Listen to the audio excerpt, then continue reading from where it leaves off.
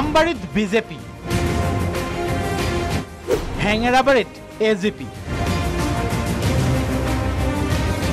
নতুন মিতিৰৰ অহা যোৱাৰ ৰাজনীতি।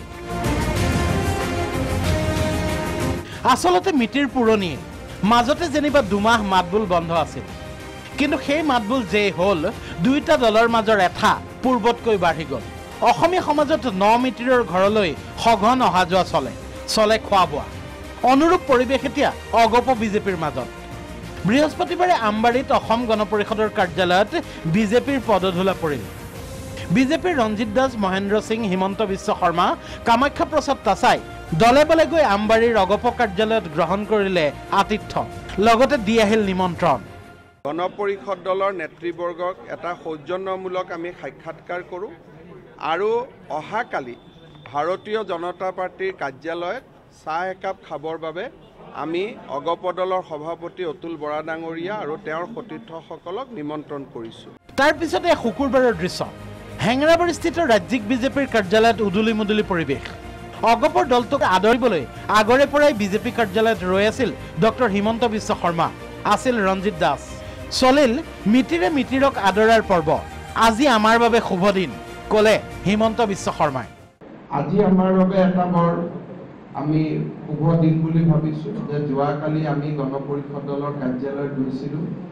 আজি গণ পৰিষদ দলৰ শীৰ্ষ নেতৃত্ব আমাৰ কাৰ্যালয়লৈ আহিলে, আমি আলাপ আলোচনা কৰিলোঁ। এতিয়া আমি আশা ৰাখিছোঁ যে অনাগত দিনত আমাৰ 14টা সংসদীয় সমষ্টিত আমাৰ যৌথ ৰাজনৈতিক কিছুমান সভা অনুষ্ঠিত হ'ব। এসপ্তাহৰ ভিতৰত গোটেই অসমতে এই যৌথ সভাখিনি অনুষ্ঠিত হ'ব, যাতে আমাৰ মিত্ৰতাটোক আমি তৃণমূল পৰ্যায়লৈকে লৈ যাব বিচাৰোঁ। দুই মিতিৰৰ আদৰ আপ্যায়নৰ মাজতে যৌথ সংবাদমেলত অগপ বিজেপিৰ নেতাসকল ৰঞ্জিত দাস, হিমন্ত বিশ্ব, আনফালে পদুম ফুল পিছফালে লৈ অতুল বৰা, কেশৱ মহন্ত। অতুল বৰাৰ মনত অপাৰ আনন্দ, নৰেন্দ্ৰ মোদীৰ প্ৰশংসাত মুখৰ বৰাদেউ।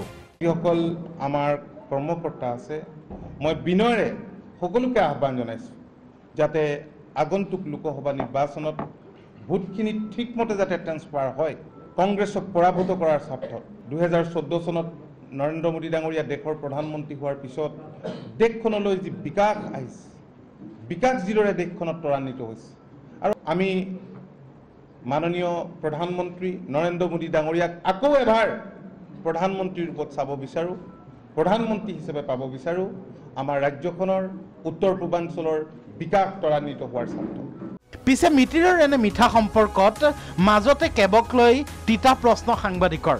ইফালে কেবৰ কথা ওলালেই গাটো বিচাই ডকা দি ডাকে অতুল বৰাৰ। অতুল বৰাক উদ্ধাৰৰ দায়িত্ব ল'লে হিমন্ত বিশ্বই। বিষয়টোৰ ক্ষেত্ৰত ডক্টৰ হিমন্ত বিশ্ব শৰ্মা ডাঙৰীয়াই প্ৰথম দিনাই তেখেতে স্পষ্ট কৈছে, আৰু আমিও আমাৰ স্থিতিটো মাননীয় মুখ্যমন্ত্ৰীৰ বাসভৱনৰ পৰা ওলাই আহি আমি স্পষ্ট কৰি দিছোঁ। ইয়াত নতুনকৈ আৰু ক'বলগীয়া নাই। আমাৰ উদ্দেশ্যটো এটাই যে কোনো দলে কোনো দলৰ স্থিতিৰ পৰা আঁতৰি অহা নাই। আমিও এজিপিক কোৱা নাই যে আপোনালোকে আপোনালোকৰ স্থিতিটো বাদ দিয়ক, এজিপিয়েও বিজেপিক কোৱা নাই আপোনালোকে আপোনালোকৰ স্থিতিটো বাদ দিয়ক। কিন্তু লোকসভা ইলেকশ্যনৰ পিছত এক্ৰছ দ্য টেবুল আমি বহিম আৰু সমাধান, আলাপ আলোচনাই সমাধানৰ পথবিলাক উলিয়াই লৈ যাম। কেবৰ পিছত অতুল বৰাৰ ডিঙিত মহন্ত নামৰ কাঁইটডাল। আকৌ ৰক্ষাকৰ্তা হিমন্ত বিশ্ব। বিজেপিৰ কাৰ্যালয়ত মহন্তৰ কথা নুসুধিব। এজিপি আৰু বিজেপি স্পেচিফিক প্ৰশ্নবিলাক নিজৰ নিজৰ সংবাদমেলত সুধি লওক, কাৰণ ইয়াত মহন্ত ডাঙৰীয়াৰ বিষয়ে বিজেপিৰ কাৰ্যালয়ত মই আলোচনা হোৱাটো আমাৰ কাৰণে এইটো কিবা থাকিলে মই বেলেগত আপোনালোকক আমাৰ কোনোবা নেতাৰ বিষয়ে এজিপিৰ সন্মুখত আলাপ আলোচনা কৰাটো ঠিক নহয়।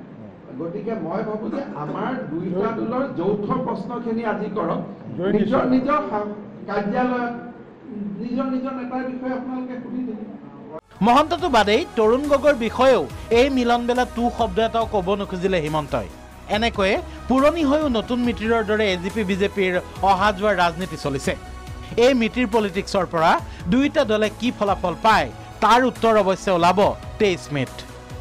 ভিডিঅ' জাৰ্নেলিষ্ট ৰিপুলৰ সৈতে জোনজ্যোতি দত্ত বৰাৰ ৰিপৰ্ট, প্ৰাগ নিউজ।